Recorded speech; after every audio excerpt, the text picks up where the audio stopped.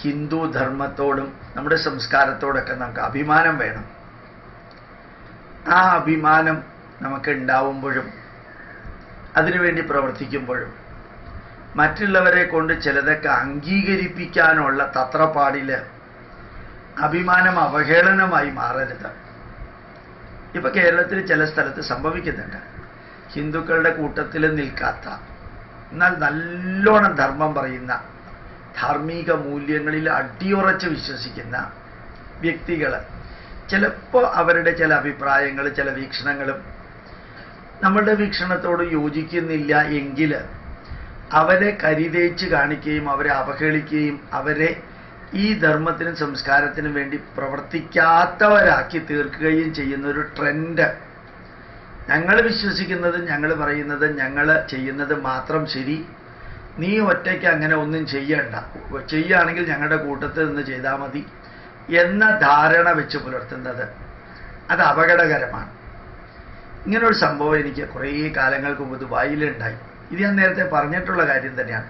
ഇപ്പോൾ കേരളത്തിൽ നടക്കുന്നതും അതും തമ്മിൽ ഒന്ന് താരതമ്യം ചെയ്യുന്നത് ഇതൊരിക്കലും നടക്കാൻ പാടില്ലാത്തതായതുകൊണ്ടാണ്.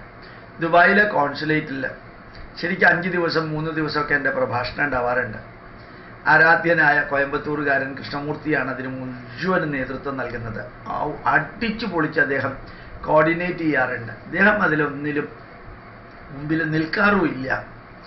ശരിക്ക് 4 ദിവസത്തെ പരിപാടി ഉണ്ടെങ്കിൽ ഇന്ത്യൻ ചീഫ് കോൺസുലേറ്റർ അദ്ദേഹം അധ്യക്ഷം വഹിക്കും. ഓരോ കോൺസുലേറ്റർമാരും നമ്മുടെ പരിപാടിക്ക് വിത്ത് ഫാമിലി പൂർണ്ണ ദിവസം പങ്കെടുക്കാറുണ്ട്. പലപ്പോഴും അവരായിരിക്കും അധ്യക്ഷൻ, അവരായിരിക്കും അതിൻ്റെ കാര്യങ്ങളൊക്കെ നേതൃത്വം നൽകുക. അങ്ങനെ ഒരു ദിവസം എൻ്റെ ക്ലാസ് നടന്നുകൊണ്ടിരിക്കുമ്പോൾ ദുബായിലെ കോൺസുലേറ്റിൽ ജാം പാക്കഡാണ്. അനുവദിച്ചതിനേക്കാൾ 300 പേര് കൂടുതലുണ്ട്. അങ്ങനെ ക്ലാസ് കഴിഞ്ഞിട്ട് ഒരു ക്വസ്റ്റ്യൻ ആൻസർ സെഷൻ വെച്ചിരുന്നു. അങ്ങനെ ക്വസ്റ്റ്യൻ ആൻസർ സെഷനിൽ ഒരു ക്വസ്റ്റ്യൻ വന്നു. നമ്മുടെ ഇന്ത്യക്കും ശ്രീലങ്കയ്ക്കും ഇടയ്ക്കുള്ള രാമർ ബ്രിഡ്ജ് ആ ബ്രിഡ്ജ് അതിൻ്റെ ഒരു ഭാഗം പൊളിച്ച് അതിൽ കൂടെ കപ്പൽ പോകാൻ അനുവദിക്കണമെന്ന് ഡോക്ടർ മൻമോഹൻ സിംഗിൻ്റെ നേതൃത്വത്തിലുള്ള മന്ത്രിസഭ തീരുമാനിച്ചപ്പോൾ BJPക്കാരും ബാക്കിയുള്ളവരൊക്കെ അതിനെതിരായിരുന്നു. ആ പവിത്രമായിട്ടുള്ള ബ്രിഡ്ജ് പൊളിക്കുന്നതിനോട് വിയോജിപ്പുള്ളവരായിരുന്നു. പക്ഷേ അതിൻ്റെ നേട്ടങ്ങളെക്കുറിച്ചൊക്കെ അന്നത്തെ മന്ത്രിസഭ പറഞ്ഞു. ഇങ്ങനെ ഒരു ചോദ്യം എൻ്റെ അടുത്ത് ചോദിച്ചു. ആ രാമർ ബ്രിഡ്ജ് പൊളിച്ച് അതിൽ കൂടെ കപ്പൽ പോകുന്നതിൽ നിങ്ങളുടെ അഭിപ്രായം എന്താണ്? ഞാൻ അപ്പം തന്നെ അവരോട് പറഞ്ഞു, ഇതിൽ പ്രത്യേകിച്ചും ഇന്ത്യക്കകത്തുള്ളൊരു കാര്യം, ഭാരതത്തിലെ ഭരണാധികാരികളും മറ്റ് പാർട്ടിക്കാരും രാഷ്ട്രത്തോട് സ്നേഹവും ബഹുമാനവും ഉള്ളവർ തമ്മിൽ ഇന്ത്യക്കകത്ത് ചർച്ച ചെയ്യേണ്ട ഒരു കാര്യം, ഈ ദുബായിലെ മണ്ണിൽ വന്ന് അതും ഇന്ത്യൻ കോൺസുലേറ്റിൽ വന്നിട്ട് അഭിപ്രായ വ്യത്യാസങ്ങൾ ഉണ്ടാവാൻ സാധ്യതയുള്ള ഒരു സ്ഥലത്ത് ഈ ചോദ്യത്തിന് ഉത്തരം പറയാൻ എനിക്ക് താല്പര്യമില്ല എന്ന് പറഞ്ഞു.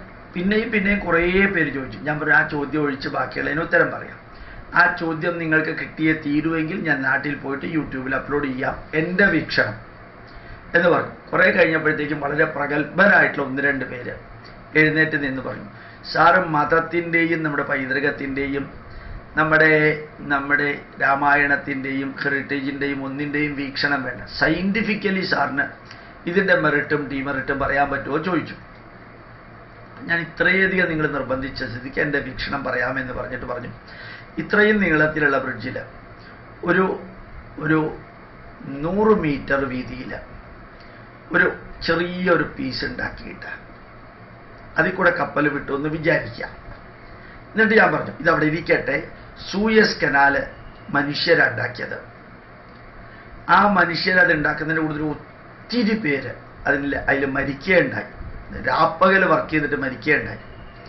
ഇപ്പോഴും സൂയസ് കനാലിലേക്ക്, മനുഷ്യനിർമ്മിതമായ കനാലിലേക്ക് കപ്പൽ കയറുമ്പോഴത്തേക്കും ആ കപ്പലിലുള്ളവർ അറ്റൻഷനായിട്ട് നിൽക്കണം.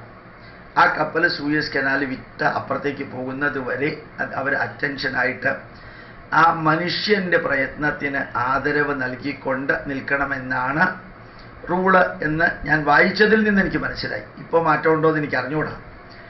അതുകൊണ്ട് ആ സൂയസ് കനാൽ എല്ലാവരുടെയും മനസ്സിൽ, അതിലൂടെ കപ്പൽ പോകുമ്പോൾ അതിനുവേണ്ടി പ്രവർത്തിച്ചവരുടെ ആ വിയർപ്പിൻ്റെ വില ഓർമ്മിപ്പിക്കാൻ അതിൽ കൂടെ കപ്പൽ പോകുമ്പോഴത്തേക്ക് എല്ലാവർക്കും സാധിക്കുന്നുണ്ട് എന്ന് ഞാൻ പറഞ്ഞു.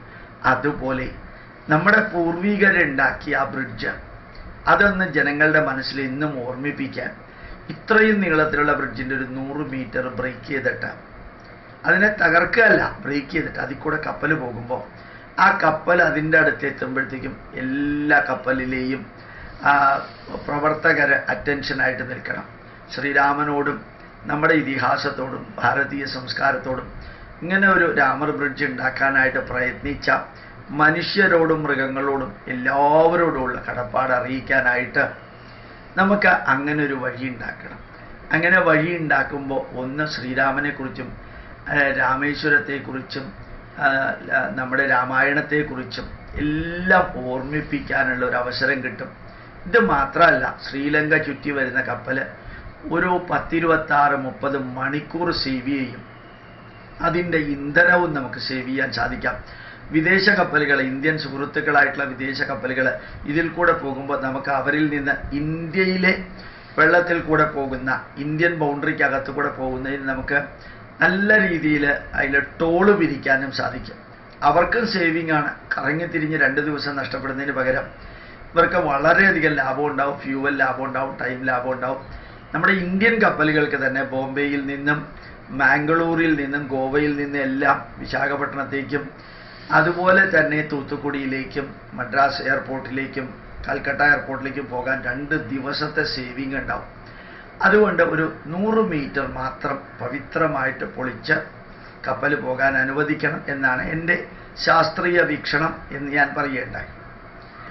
അതിനെതിരെ എൻ്റെ ജീവിതത്തിൽ ഞാൻ കണ്ടിട്ടില്ല. എനിക്കെതിരെ നമ്മുടെ രാഷ്ട്രസ്നേഹത്തിൻ്റെ പേരിൽ എത്രയാ ഇമെയിലും എത്രയാ അവഹേളനങ്ങളും അനുഭവിക്കേണ്ടി വന്നതറിയോ? ഞാൻ തളർന്നൊന്നുമില്ല. ഞാൻ അവരോട് പറയുകയും ചെയ്തു, ഇതൊന്നും പറഞ്ഞ് നിങ്ങൾ കിടന്ന് ഒച്ചയെടുത്തു, നിങ്ങൾ എന്നെ അവഹേളിച്ചു എന്നുള്ളതുകൊണ്ട് ഈ പറഞ്ഞതിൽ നിന്നൊന്നും പിന്മാറാൻ പോകുന്നില്ല. ദുബായിലേക്ക് വരൽ എൻ്റെ ജീവിതത്തിൻ്റെ അഭിലാഷമൊന്നുമല്ല. ഇതൊക്കെ ഇതിൻ്റെ ഭാഗമാണ്. അവർ മുഴുവനും പ്രചരിപ്പിച്ചത് ഗോപാലകൃഷ്ണൻ ഹിന്ദുക്കളുടെ പേരിൽ ഇവിടെ വന്ന് ഹിന്ദുക്കളുടെ പൈസയും കൊണ്ട് അവൻ്റെ ഇൻസ്റ്റിറ്റ്യൂട്ട് വളർത്തിയിട്ട് ഹിന്ദുക്കൾക്കെതിരെയും നമ്മുടെ രാഷ്ട്രത്തിനെതിരെയും പ്രവർത്തിക്കാനാണ് ഇയാൾ വരുന്നത്. ഇയാളെ ഈ മണ്ണിൽ കാല് കുത്തിക്കരുത്. ഇങ്ങനെയുള്ള ഇമെയിൽ ആ പ്രഭാഷണ ദിവസം രാത്രി 11 മണിക്കുള്ളിൽ എല്ലാ ഹിന്ദു വീടുകളിലും എല്ലാം എത്തിയിരുന്നു. പക്ഷെ ഞാൻ പറഞ്ഞിരുന്നു, ഇതിൽ വിറയ്ക്കുന്ന പ്രശ്നമൊന്നുമില്ല. കാരണം ഇത് ഇനി ഒരു അവസരം കിട്ടുകയാണെങ്കിൽ, ഇതേ ചോദ്യം വരികയാണെങ്കിൽ ഇതേ രീതിയിൽ തന്നെ ഉത്തരം പറയും. എന്നോട് ചോദിച്ചത് ആത്മീയതയുടെ പ്രാധാന്യമല്ല ചോദിച്ചത്, അതിനെ എങ്ങനെ ഒരു സയൻറ്റിസ്റ്റ് എന്ന രീതിയിൽ വിവരിക്കാമെന്നുള്ളതാണ്. ആ സയൻറ്റിസ്റ്റ് എന്ന രീതിയിലാണ് വിവരിച്ചത്. 30 പ്രാവശ്യമോ 300 പ്രാവശ്യമോ 3000 പ്രാവശ്യമോ അത് വിവരിക്കേണ്ടി വന്നാൽ അത് വിവരിക്കുകയും ചെയ്യും. ഏതെങ്കിലും ഒരു സാധനം മണ്ണിൻ്റെ അടിയിൽ കുറേ കാലം കിടന്നത് അത് ജനങ്ങളുടെ മനസ്സിലൂടെ നിത്യവും പോകണമെങ്കിൽ ഇതൊരു വഴിയേ ഉള്ളൂ എന്ന് അറിയിക്കുകയും ചെയ്തു. അപ്പോൾ അതുപോലെ അവനവൻ്റെ നല്ല വീക്ഷണങ്ങളോ നല്ലതോ ചീത്തയോ അതൊക്കെ അവനവന് തോന്നുന്നുണ്ട്. നല്ലോണം സുചിന്തിതമായിട്ടുള്ള വീക്ഷണങ്ങൾ പറയുമ്പോൾ അവഹേളിക്കുകയും ഞങ്ങൾ പറഞ്ഞതും ഞങ്ങൾ വിചാരിച്ചതും ഞങ്ങൾ ചെയ്യുന്നതും മാത്രമേ രാഷ്ട്രസേവനമുള്ളൂ എന്നൊക്കെ പറഞ്ഞ് ആരെങ്കിലൊക്കെ ഇറങ്ങുമ്പോഴത്തേക്ക് അതൊക്കെ തെറ്റല്ലേ? മറ്റുള്ളവരെ അവഹേളിച്ച് അടിച്ച് പുറത്താക്കി കഴിഞ്ഞാൽ എന്താ ലാഭം ഉണ്ടാവാൻ പോകുന്നത്? നിങ്ങൾ എൻ്റെ വഴി കൂടെ മാത്രം പ്രവർത്തിക്കണം, എൻ്റെ രീതിയിൽ മാത്രം ചിന്തിക്കണം, ഞങ്ങൾ ഉണ്ടാക്കിയ വഴി മാത്രം നിങ്ങൾ സ്വീകരിക്കണം. ഇതൊക്കെ പറയുന്നതിനെയാണ് ചിലപ്പോൾ വേറെ എന്തോ ഒരു പേരിലൂടെ പലരും പറയുന്നത്. അത് കമ്മ്യൂണിസ്റ്റ് പാർട്ടിയുടെ പ്രിൻസിപ്പിളാണ്.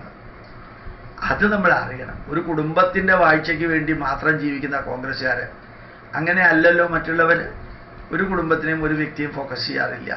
രാഷ്ട്രത്തെയും സംസ്കാരത്തെ ഫോക്കസ് ചെയ്യുന്നു.